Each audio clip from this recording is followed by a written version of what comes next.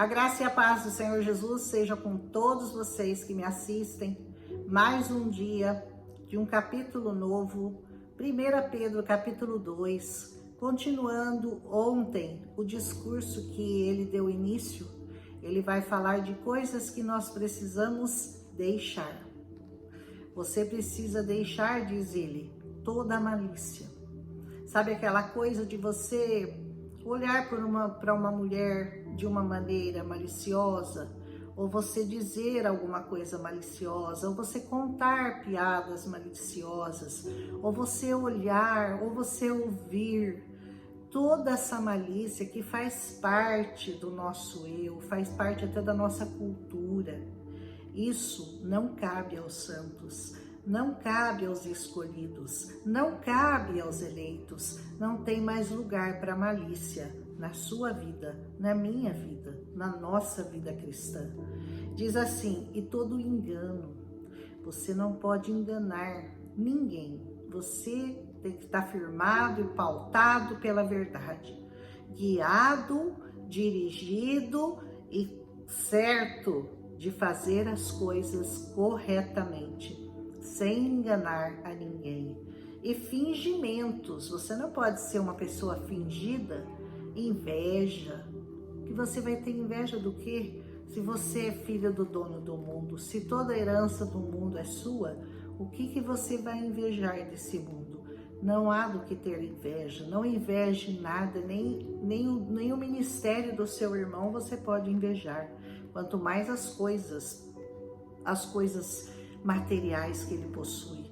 Tudo isso não faz parte mais da sua vida, não pode fazer parte do seu pensamento, não pode estar no seu coração. Você tem que viver uma vida reta, uma vida que não tem, ninguém possa falar nada de você. E diz assim, e todas as murmurações, ai como a gente gosta de murmurar, né? Como a gente gosta de falar das coisas que não tem. E a gente se esquece tão facilmente de tudo que Deus já nos deu, de tudo que nós possuímos, que não é pouco, em herança que o Senhor nos deixou, a vida eterna e tudo que carrega junto com ela a nossa salvação, a nossa eternidade ao lado do Pai.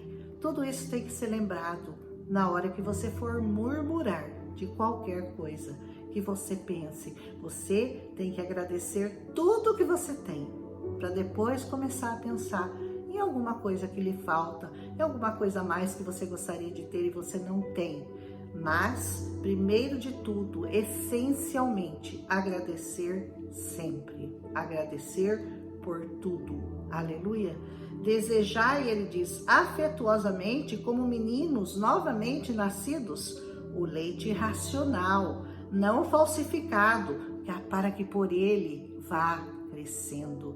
Esse leite que ele está falando é essa palavra, é o começo do seu evangelho, é o começo do seu ensino, quando você nasceu, quando você era menino ainda no evangelho.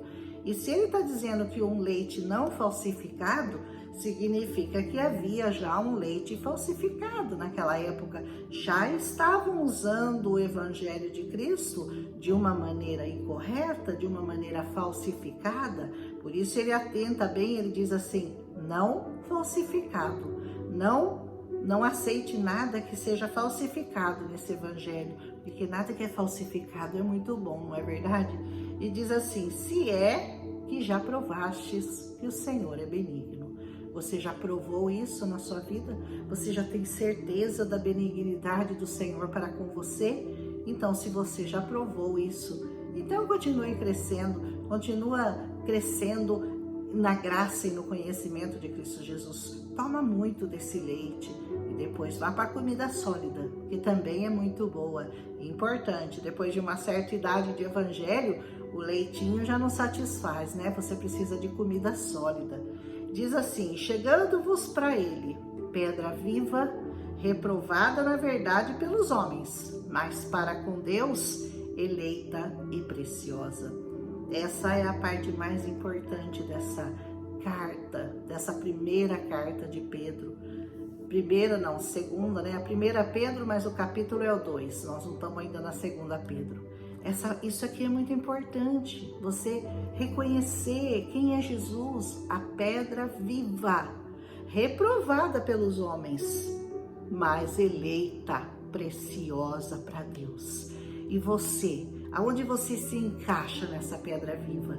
Como que você reage diante dessa pedra viva?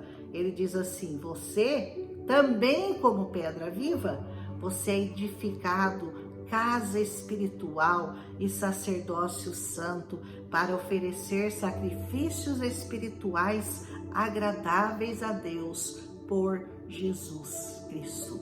Você é a pedrinha que está sobre essa pedra, e todas as pedras vivas juntas formam o edifício da casa do Senhor. A gente, quando pensa na igreja, a gente, quando pensa na palavra igreja, a gente imagina uma construção. Não é isso. A igreja, hoje ela pode ser uma igreja, amanhã ela pode ser uma barbearia, ela pode ser uma padaria, ela pode ser até um clube de dança. Não é o edifício que o Senhor Jesus está falando. Ele está falando que nós somos as pedras vivas que fazemos, que construímos, que edificamos a casa do Senhor. Esses dias eu estava olhando para as pessoas em volta na minha igreja e eu comecei a conversar com o Senhor e comecei a imaginar e pensar quantas pessoas que estão aqui nessa igreja hoje, Senhor, que realmente serão salvas.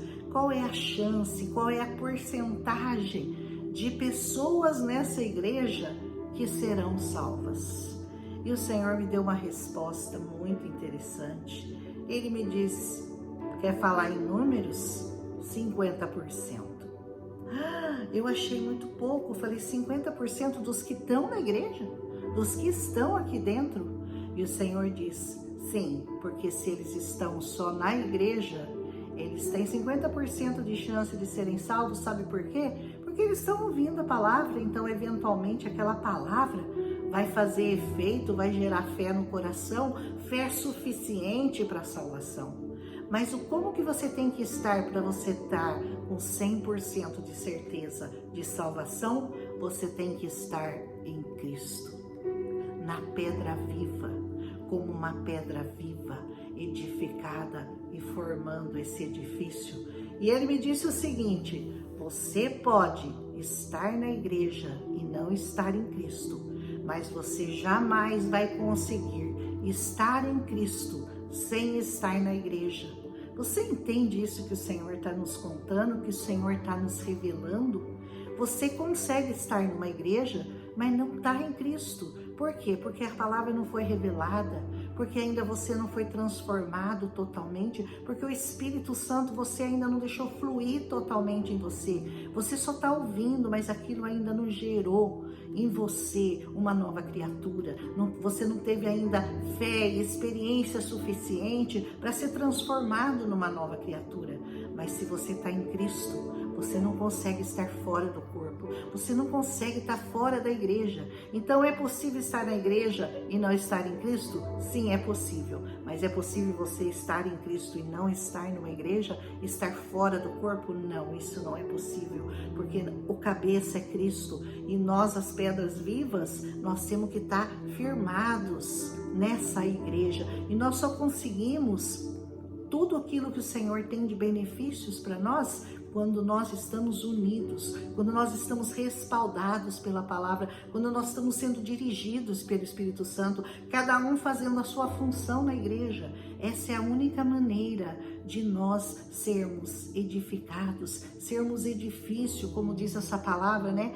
Casa espiritual, você está sendo edificado, uma casa espiritual, e você não consegue isso só com uma pedra.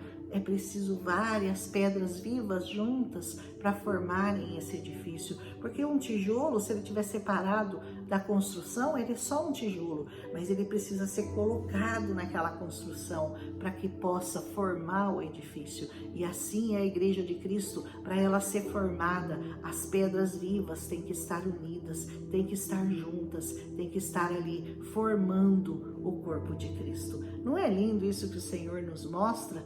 né? E essa parte para mim é a mais importante de 1 Pedro capítulo 2. Por isso também na escritura se diz, contém, ele diz assim: eis que eu ponho em Sião a pedra principal. Jesus é a pedra principal, de esquina, eleita e preciosa, e quem nela crer não será confundido. Você crê na pedra principal, então você jamais será confundido. Ninguém vai conseguir te enganar, ninguém vai conseguir te enredar pelas mentiras do diabo, porque você está edificado e você está firmado nessa pedra de esquina, eleita e preciosa para Deus.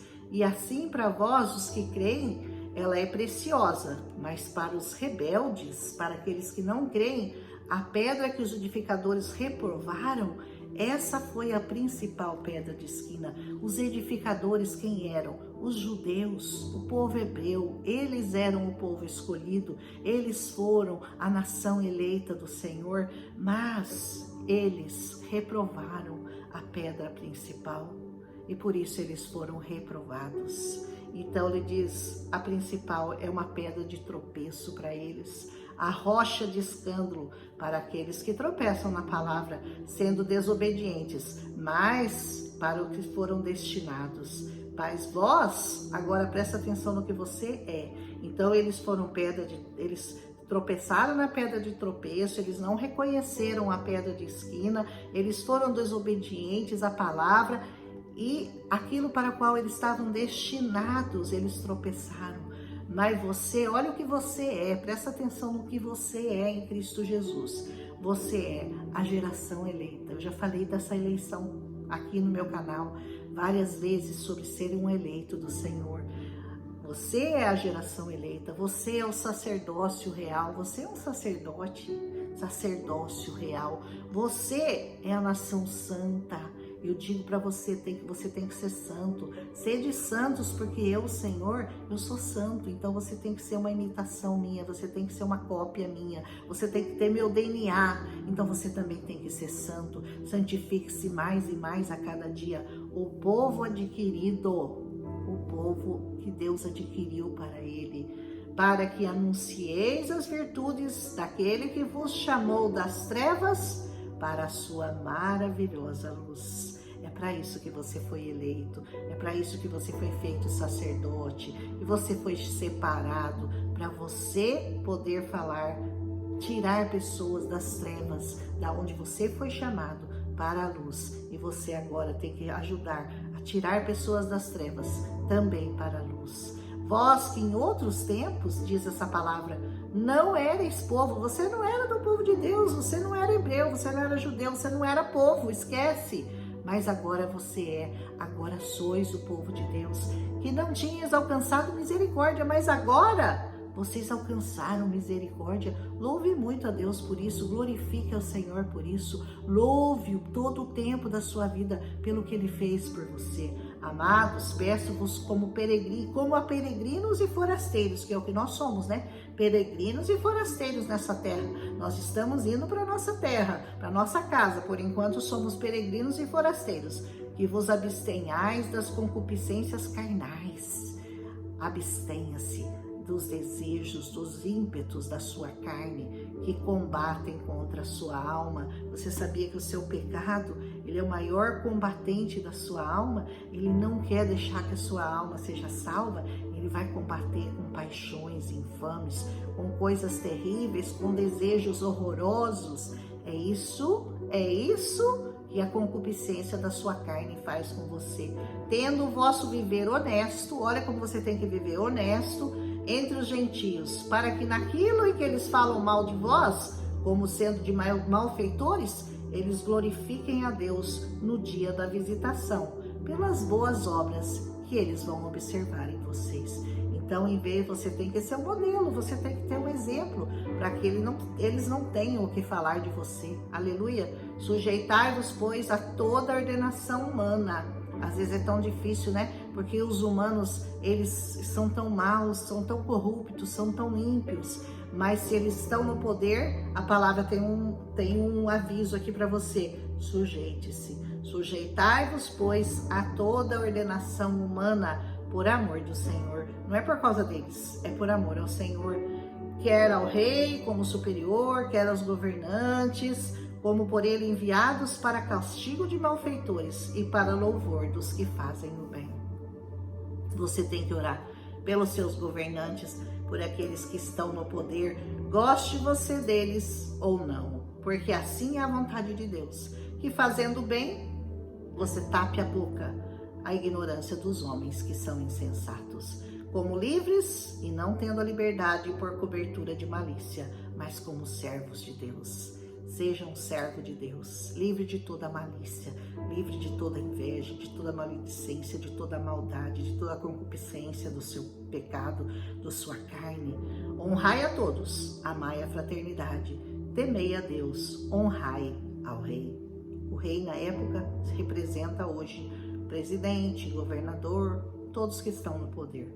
Vós, servos, sujeitai-vos com todo o temor aos senhores, não somente aos bons e humanos, mas também aos maus. Você não tem que se sujeitar só àqueles homens que estão no poder e que você considera como bons, você tem que se sujeitar aos maus também.